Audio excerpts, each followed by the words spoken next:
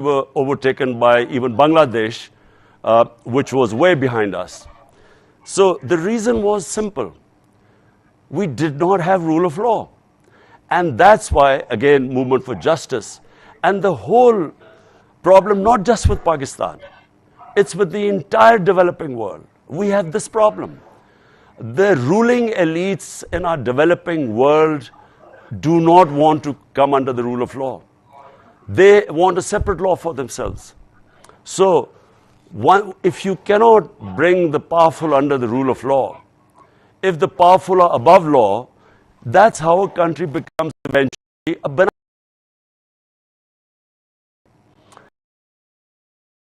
The difference, and I was looking at the rule of law index. If you look at Switzerland, Switzerland's rule of law index is 99. Compare that to Nigeria, which has the greatest oil reserves in Africa. The rule of law index in Nigeria is 7%. So similarly, most of the poor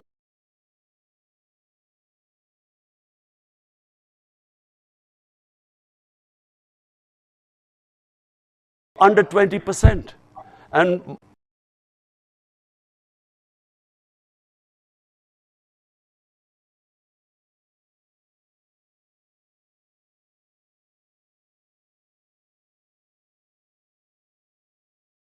all the Western democracies are over 90%.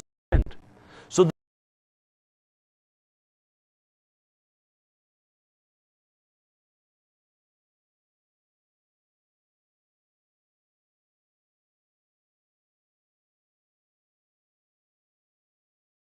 politics was to bring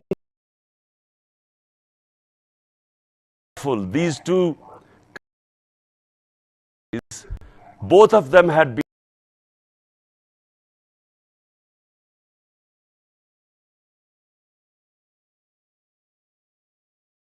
a struggle. It took me 22 years finally to succeed and come into government.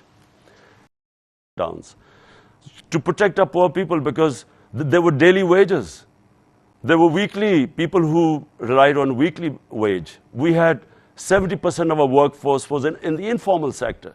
So had we locked down, we would have had starvation, because we already started from a bankrupt economy. But in the end, that worked. And we saved our population from COVID. We had the lowest death rate in the subcontinent. We saved our economy. And so in our third and fourth year, we grew at 5.7% and 6%, which is in 17 years the highest growth rate. And we had record exports by managing our economy in this difficult time. We managed to help the farmers. So anyway, the country was poised sort of for a higher growth rate. And this is all in the economic survey of Pakistan, which is published every year. If you have a chance, look at the figures, because the country was actually growing very quickly. We had a problem which the whole world was post-COVID, and that was the commodity super cycle, the energy prices going up. And then with Ukraine, they went up further. So grappling with this, trying to stop imported inflation, which in UK you're facing exactly the same situation. So at that time, this conspiracy, this conspiracy took place. What was this conspiracy? On 6th of March 22, the Under Secretary of State of the US, he meets the Pakistani ambassador in Washington. And, this is an official meeting. There were note takers on both sides. And he says that, look, there's a vote of no confidence coming. At this time, there was no vote of no confidence against me. And he said, if it succeeds against, if it doesn't succeed against me, in ousting me, then there will be consequences for Pakistan. But if it succeeds, then all will be forgiven. So this arrogant discourse takes place between the ambassador and this Donald Lu, who was the Under Secretary of State in Washington. I read this cipher. Now imagine, here I read this, that he's telling my ambassador, he's telling my ambassador to get rid of me, the Prime Minister. So, I'm a bit, like anyone would be taken aback. The next day, the vote of no confidence is tabled against me. And suddenly about 20 of our parliamentarians start meeting with the opposition. And then openly there was this horse trading taking place, horse trading, where roughly about $1 million were being dished out to buy our M&As, and so our government falls. But what happens after, subsequently, what happens? We are replaced by a government where 60% of the cabinet is on bail on corruption cases. And the two families that had been calling each other crooked and putting each other in jail and corruption cases unite against me, are brought into power, and they then try and suppress this movement because people spontaneously came out in the streets. First time it's happened in our history. So people came out in the streets protesting against this regime change. And they then used brute force. Pakistan hasn't, under democratic government, they have never experienced what in the last 6 months happened. They used, on 25th of May, we had a peaceful protest. The police went into people's houses, thousands were put in jail. There were women, families, children were, because in our protest, families participate. First time ever, so much women participate in our rallies. So they tear gassed them, they beat them up, and this is all on video. So that happened on the 25th May. But what they thought was that would scare people. It actually had the opposite effect. So rather than our movement after post my government going, rather than it sort of slowing down, the movement got stronger and stronger. And there were two sets of by-elections, one in July and then one earlier this month. So both by-elections were swept by us, by my political party. So since then what has happened is that this reign of terror is taking place in our country. There's a clampdown on media, unprecedented. There are cases on me, there are terrorism cases. They came to arrest me on a terrorism case, and the case is that one of my close aides, when he was tortured, he was presented in front of a judge.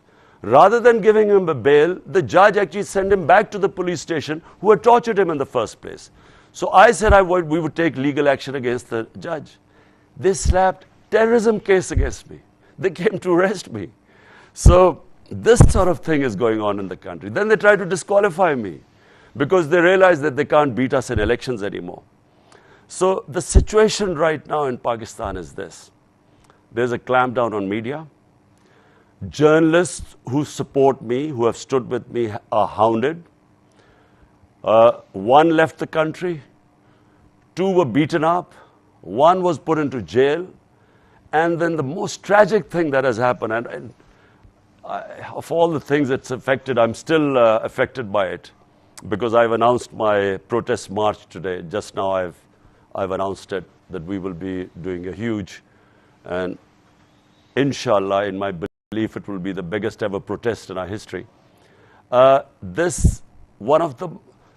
journalist of great integrities, one of the most respected investigative journalists, Arshad Sharif. He was constantly writing about this regime change and how this conspiracy took place, and he constantly wrote against it, and these crooks which have taken over, who, by the way, $5 billion of their corruption cases, they came into power, and through a legislation, person-specific legislation in assembly, they're removing themselves from these corruption cases. It's never happened before. So people who were writing against them were subjected to all sorts of victimization. But the most tragic one was Arshad Sharif. First, they threatened him, under threat. I warned him. Then a second time when I warned him, we managed to get him out of Pakistan. We had a government in KP, so we managed to get him out of Pakistan to Dubai. There his visa was running out. So Pakistan government was wanting him back. So in order to get away from being facing certain death in Pakistan, he then went to Kenya where he didn't need a visa. And day before yesterday, he was murdered, assassinated in Kenya.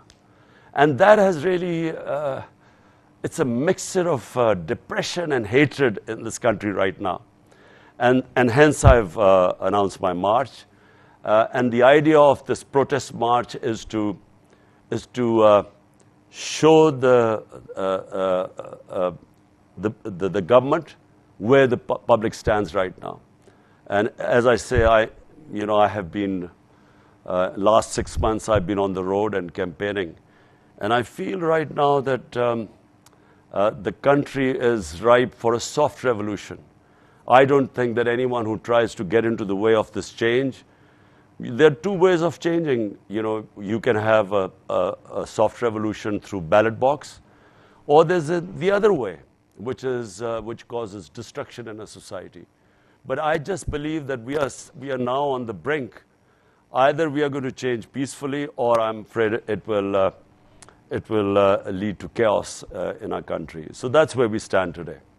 So I look forward to your questions.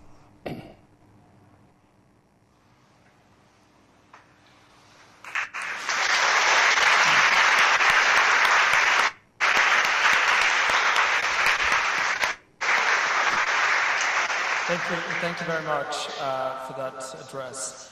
I'd like to sort of get into some questions before we get into some questions from the audience here at Oxford Union.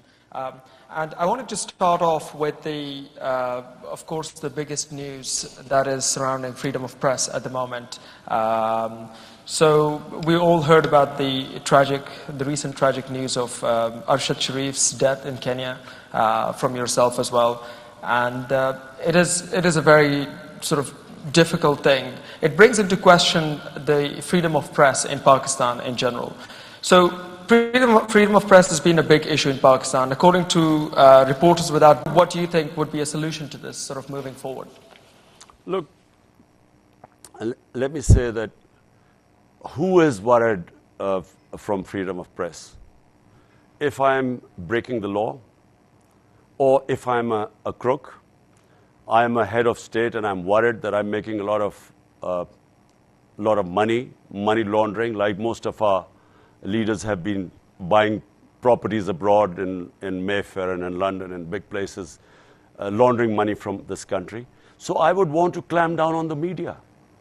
Let me just say this is the case with the entire developing world. According to the United Nations Secretary General, he set up a panel. That panel, be shocked to hear this.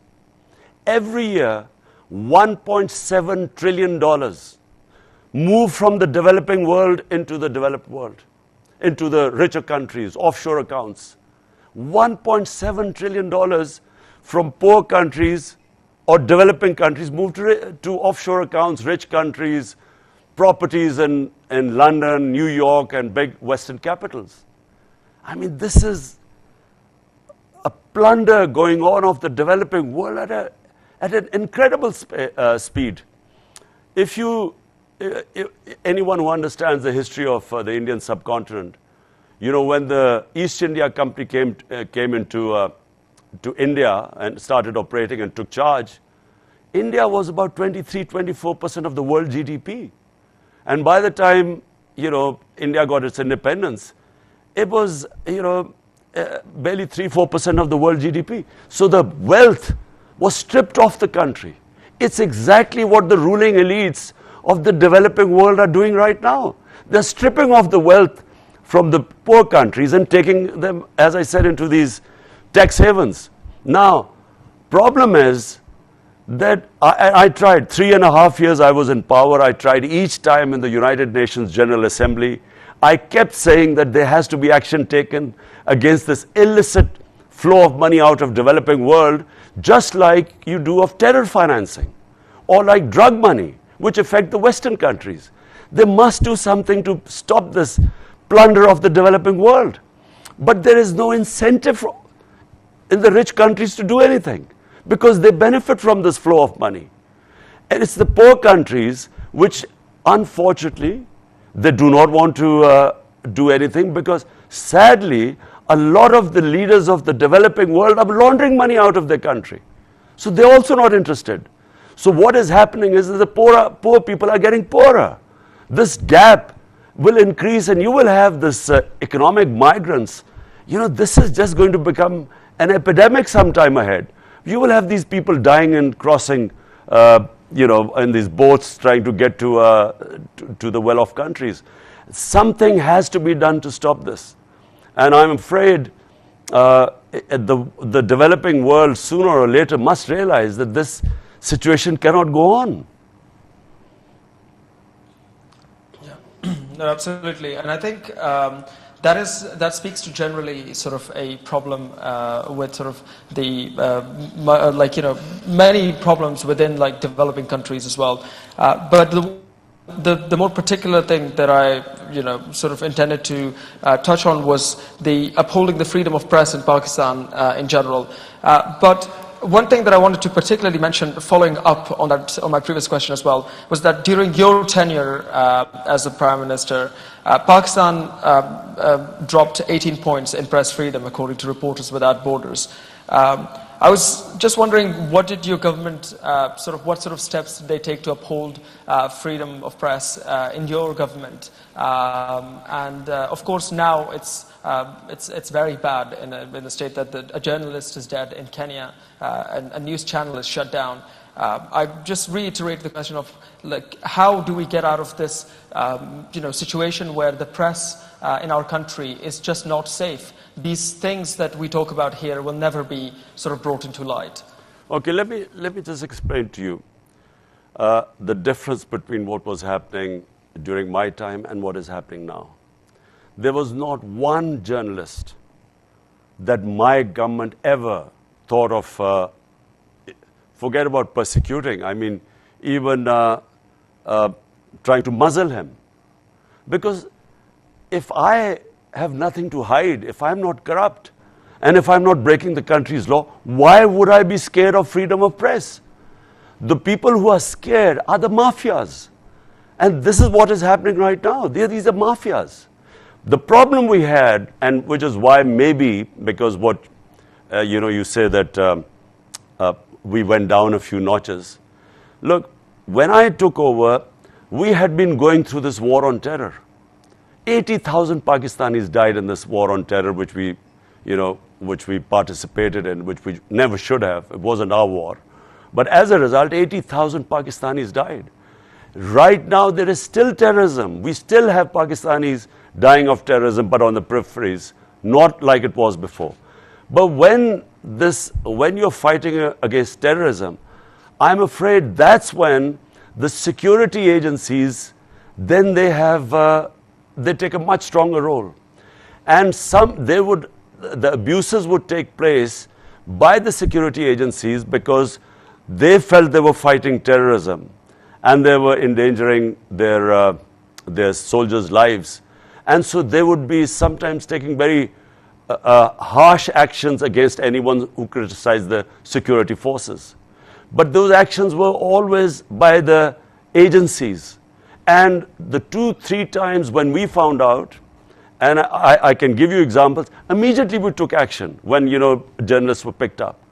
But never from the political government, because we had nothing to hide. In fact, the only problem we had was we don't have libel laws. So what was happening is that me as Prime Minister, I was libeled a couple of times. I went to court as a Prime Minister, but even I couldn't get justice because we have a real problem with defamation and libel laws. No one gets convicted here. So what we need is, we need freedom of press and responsible press, where if you cross, like in UK, if you cross a certain line, then I should have the ability to go to court and get compensation. And I've been in a libel case in England, and I know how strong the laws is. Unfortunately, this is not the case in Pakistan, which is the problem my government had.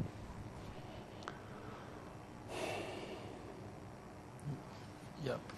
No, absolutely. That puts it into context, especially sort of the transition between governments and the freedom of. But moving on to sort of more recent event, which has been like recent news, is the recent decision by the Pakistani Electoral Commission to disqualify you from being a member of the parliament. Where do you stand on this decision, and do you see yourself successfully running for a re-election in 2023? You know, when I started playing cricket, and when children and as boys we used to play cricket.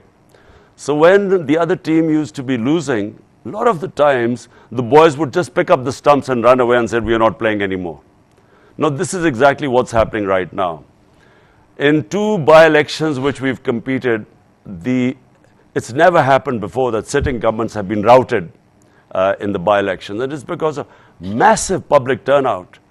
And it's also because, despite the fact that the election commissioner is completely biased, it's not even biased, he's just part of their team. It's like them playing with their own very biased umpire. Now, and I'll just give you an example. 9 times the election commissioner has given decisions against us. 9 times we've gone to the court who've overturned the decisions because they've been so biased. This thing of my disqualification, it is just, it is unbelievable. In fact, I'm going to do a defamation case against this election commissioner because it will never stand in a court of law. And we are waiting, we are already in court, we are waiting for the full judgment has just come. It is, I won't go into details, but it is just a joke what he's done.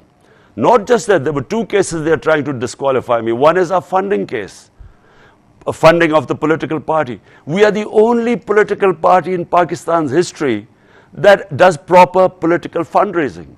We have a 40,000 database of our donors. Other parties have nothing. And we keep telling them that, look, we are the ones who, everything is on record. They have been trying to find out something in our funding case for almost 6 years. So neither will I be getting disqualified in the funding case, and certainly not in this Tosha Khana case, which is too ridiculous to.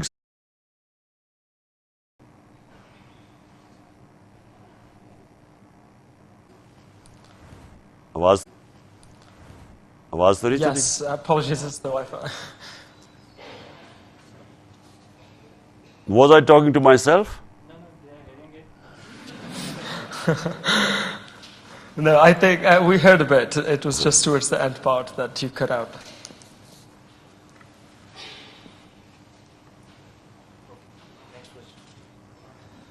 Yeah. Next question. The Pakistani Wi-Fi.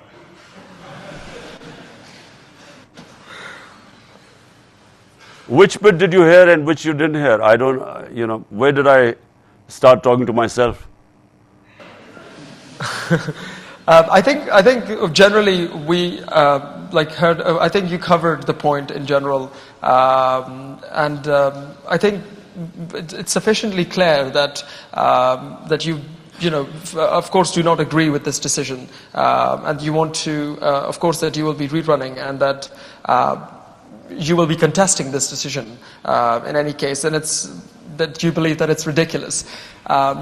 I think that's a satisfactory answer. So I think I'll move on to sort of the next question, which is slightly more of a difficult conversation, I guess, but it's a conversation that is to be had, especially in the context of Pakistan, which is to do with the military and the politics of Pakistan.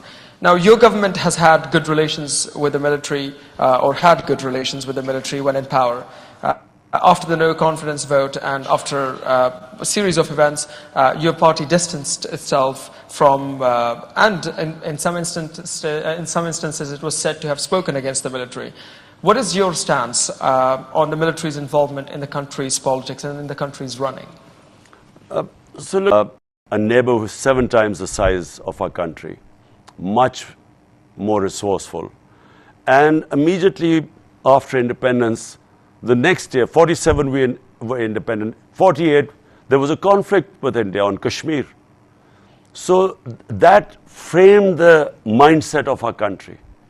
Because the fear that a huge neighbor can easily overwhelm us, so the military naturally in such circumstances gained more importance. And then we had martial laws. So we've had 3 martial laws where the military took over when they thought that the civilian governments weren't doing well. Now, the problem with this is that, we have never had an extended run of democracy. So that balance that should be in a society between bearing in mind we are a security state, so the balance between the military establishment and a civilian government, that balance has never really been there. So what happens is that when you have a democratic government, the responsibility lies with the democratic government to deliver. But the democratic government does not have all the power. So it does not always have all the authority. So unless authority and responsibility lie in one place, it's very difficult for any management system to work. Now, I'll give you just one example where, in fact, I had a very good relationship with the military establishment. There were no problems between us. In fact, it was a complementary relationship. But the one area where I had this problem was because I had been campaigning for 22 years when I came into power, that the powerful must be held accountable. They must be brought under the law. So action must be taken against them. So they were openly stealing money, laundering money out of country, living in these palatial palaces or huge luxury flats in London, money stolen from this country, and never giving any money trail or source of income. How did they acquire this great wealth? So we saw them. I knew these 2 families for the last 40 years, and I saw these rags to riches stories where they never had this sort of money, but suddenly they're worth billions of dollars now, lying in outside Pakistan. So my point was that these 2 corrupt families and people associated with them, they should be held accountable, and there were already cases pending in our accountability bureau. So all I was asking them was that action must be taken. Now, unfortunately, the accountability bureau was not in my hands. So and they were controlled by the establishment. Now, I would keep telling them that, look, take action against these people. But unfortunately, for some reason, the establishment's views on corruption were completely different to mine. They did not take that seriously. I kept telling them that no country can prosper if the ruling elite is siphoning off money outside the country. And, I kept, because, they didn't have any idea, they did not understand the difference, as I have mentioned earlier, why countries fail. The developing world and the developed world is rule of law, because the reason why countries prosper is because once you have law, you have level playing field, you unleash the potential of a society. But when you have all the resources are controlled by a tiny elite, the people are enslaved by that. So the societies just cannot grow. And then when you launder money outside your country, when the ruling elite launders money outside the country, it puts pressure on your currency, which devalues. When that devalues, it causes poverty because inflation, imported inflation takes place. So this is where the point of disagreement took place. I kept telling them that, look, this Bureau of Accountability is under you. take action. And they just, for them, corruption was no big deal. No, thank you for that. I will ask like one last question regarding something that you mentioned and have been sort of course, very strong about, is the, like mentioning the two political parties, of course, there's two families. You mentioned the dynastic politics has been a huge problem in Pakistani politics. And I think people would agree that one thing that PTI is sort of seen as different is that it offers, what it offers is hope of making it to the top of leadership without being part of a particular dynasty, for people who are competent, for people on their merits. Now, though it is true in your case personally, beyond you, it is argued that PTI is now sabotaged by dynastic families within it. Do you have a plan to end this dynastic politics within PTI, or do you think it's inevitable in the Pakistani political system? Look,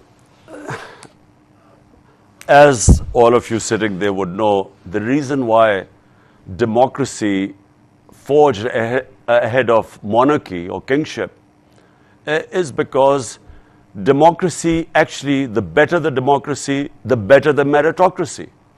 And kingship is bound to decay because, you know, I'll give you the example of the Mughals, the great Mughals who ruled India.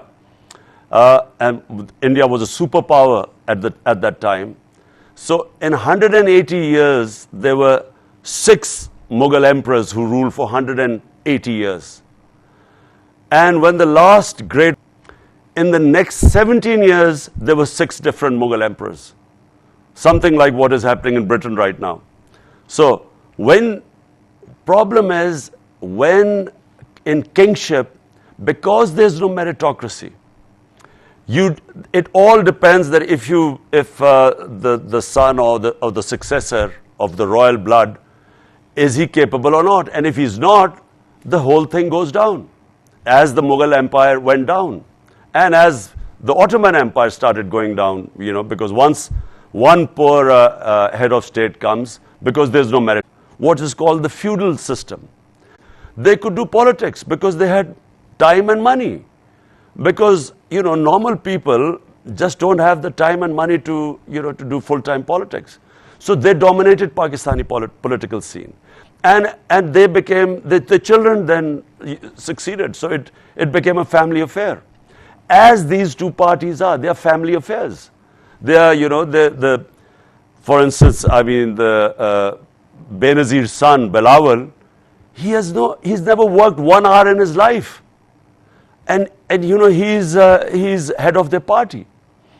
Same as Nawaz Sharif's successor, his daughter, she's never worked one hour in her life. So they imagine when they take over, so we have the worst of both worlds. Now, sometimes the princes held a huge intra-party election. It was the first time a party had held such a huge scale intra-party election, but it didn't work properly because it was the first time we had tried.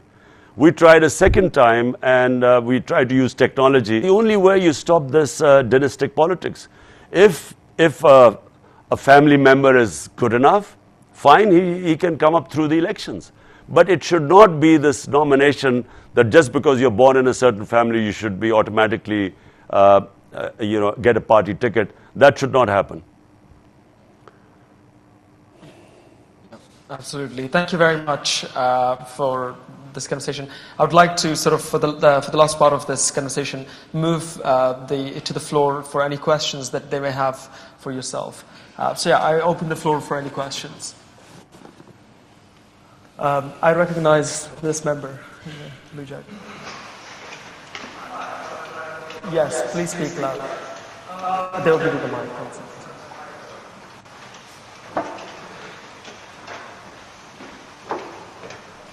Hi, first of all, Mr. Khan, it's a pleasure to speak to you. Secondly, in your speech, you put an increased emphasis on the impact of the US in, well, the downfall of the PTI. And we've seen that these developed nations, through which a lot of developing nations' money now goes to, regularly interfere in the matters of, well, South Asia and the global. Many innocent people got killed. And they took revenge against Pakistan's security forces. And we lost over $100 billion to our economy. And we didn't even get thanked for that. And I opposed that war throughout because it was not in Pakistan's interest.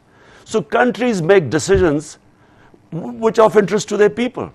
One of the things which was mentioned in this Donald Lu in the cipher, in the conversation with our ambassador in Washington, he said that I had taken a decision to go to Russia on my own. And that was held against me. 40% discount.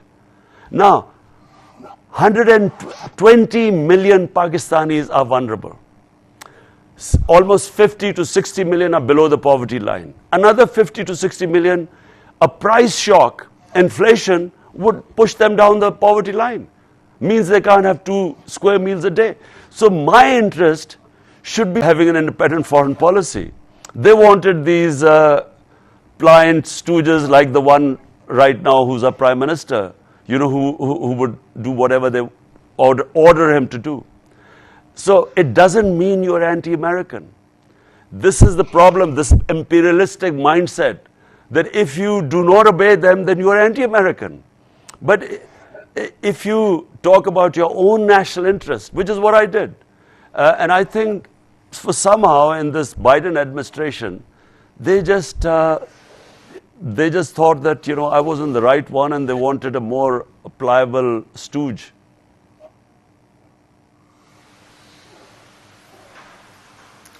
Yeah. No, thank you very much. I now look for another member.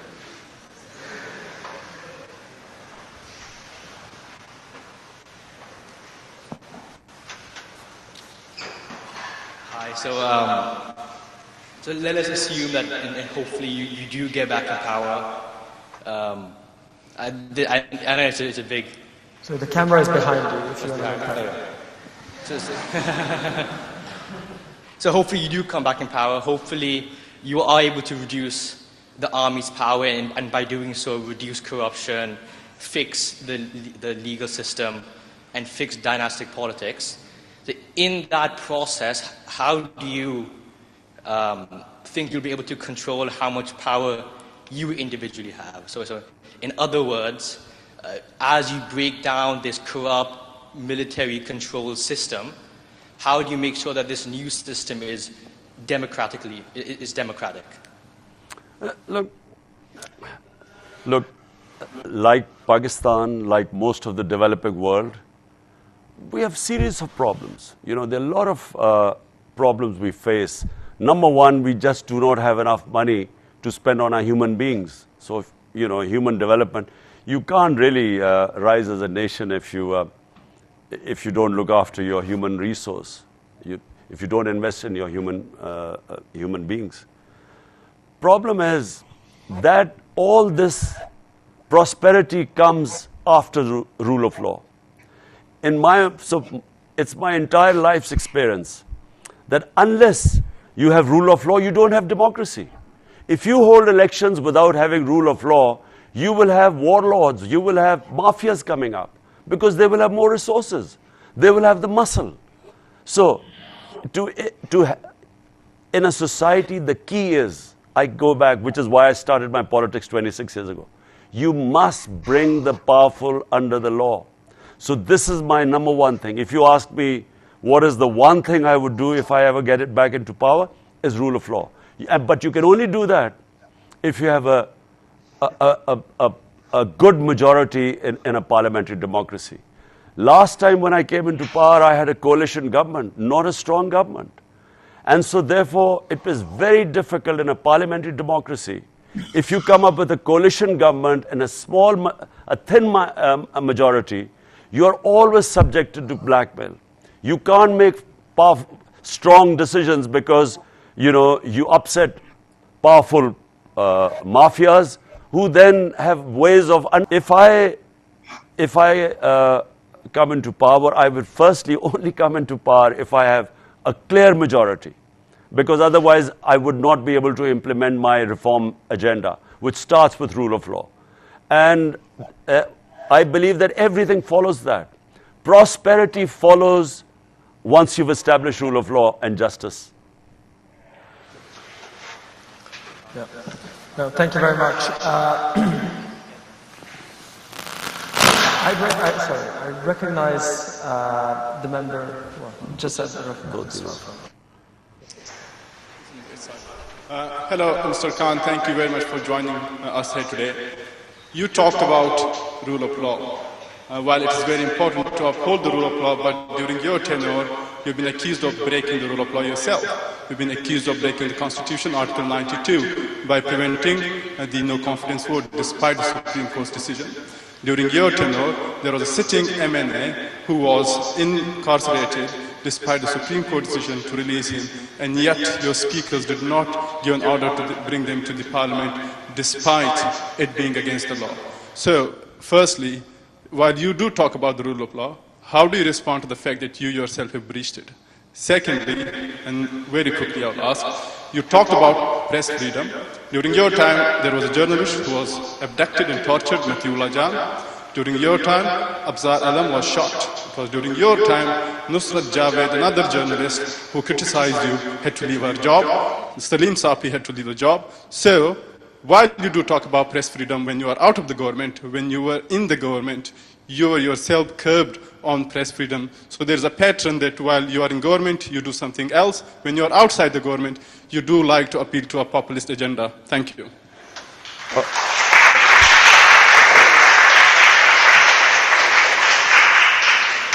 So can you, let's start first by Matiullah Jan. We found out Matiullah Jan had been picked up night before. The first thing we did was in the morning when we found out he was released.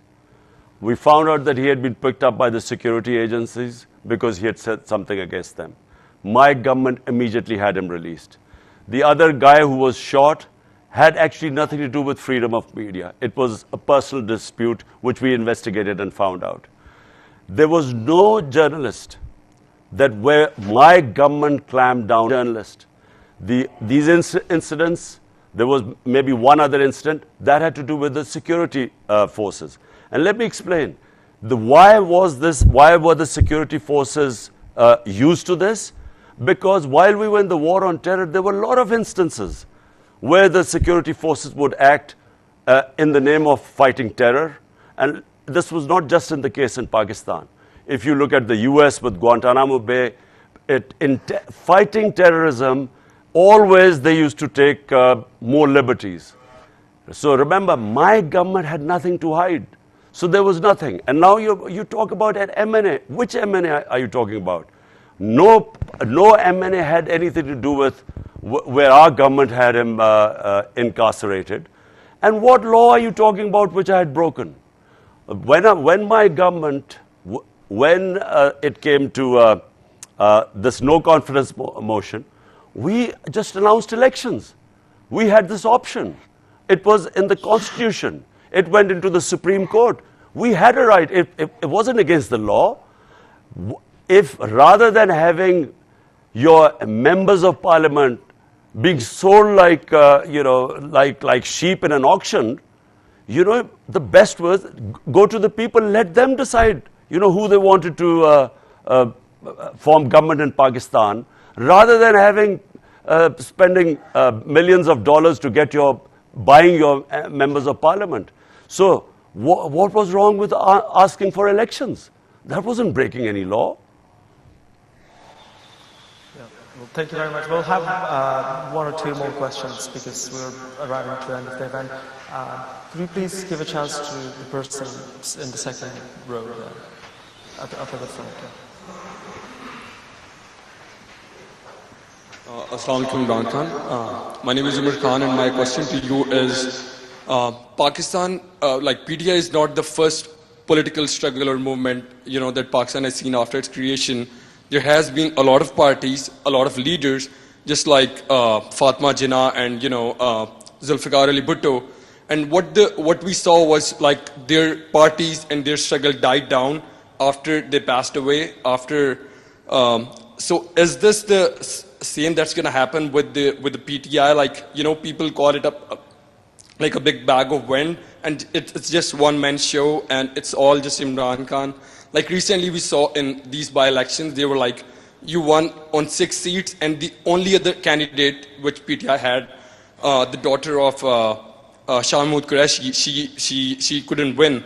So do you have a plan after, like for PTI after Imran Khan, do you have a systematic way where there's going to be a successor to the party, to your struggle, or it's just the Imran Khan?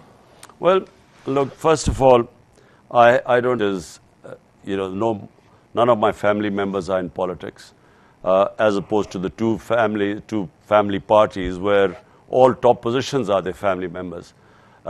And I repeat, the only way of having meritocracy in the party are intra-party elections. And the first thing after the general elections, this is exactly what we are going to do. We will hold intra-party elections, and that is the way, you know, you avoid dynastic politics and you have meritocracy. So last question, please. Yes, one last question. Sorry. Can I recognize this member here, please? This girl here. Thank you. Assalamu alaikum, sir. My name is Malaika, and my question to you is regarding with the long march that you're organizing currently. With this historic feat that inshallah you can achieve, what do you think this will impact in the future of Pakistan, and what is the message that you're trying to send to your opponents? Look, you know, democratic parties always go back to the public. So either they want elections to show that they have majority support, which is what democracy is, or if you want to protest, you go to public. So this will be a big protest. It will be peaceful within our constitutional rights. We will remain, you know, we will not break any laws. We assured everyone that. But it is very important for a democratic party to show that where does the public stand. Now, I remember when Britain entered the Iraq War. I think one of the most amazing sights for me was when I saw almost 2 million people marching in London against the war. And I think that that's a sign of a nation that is alive, that is aware, that knows its rights. So this is what I'm trying to do in Pakistan. Make people realize that, you know, no one should impose governments on us. We as the people, it's our right. So, you know, we should decide who should govern Pakistan. No outside conspiracy involving, and plus these cabal of crooks. They, you know, by spending money which they have and, you know, imposing a government on us and then using state oppression to crush us. You know, we are not animals. We are human beings. Humans have rights. So this is what we are trying to do. This march will show where the people of Pakistan stand. And I feel that, you know, it will be historic, inshallah. I'm a born optimist, having a sporting background. You never enter a match thinking you lose, so you always think you'll win. So I feel that it will be one of the biggest protest movements in Pakistan's history. Thank you very much. Thank you. Thank you very much.